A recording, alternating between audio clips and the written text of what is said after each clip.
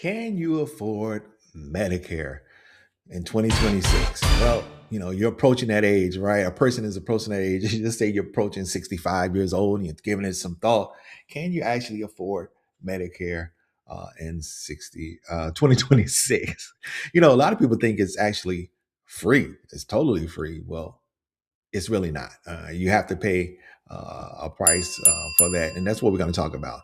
We're going to talk about three parts: the Medicare, Parts A, Part B, and Parts D. And Part B is where that premium comes in. So let's kind of break it down because depending on the path that you take, you could be paying anywhere from, of course, $0.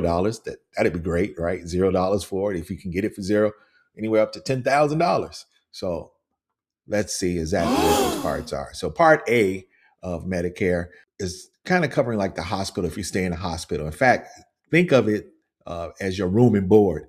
And it's usually like $0 for part A if you worked 10 years.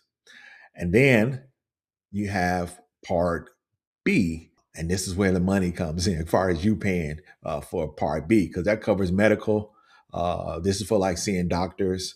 But to get this part B or to have it, you pay a premium, right? And the standard average premium is $202.90 a month in 2026. And if you got Social Security, of course, they take that out of your Social Security check. So that's the cost for that. That's the part B. Then you have a part D for Medicare, and that's your pharmacy card. Here's some good news though for 2026 dealing with part D, dealing with prescriptions and those things.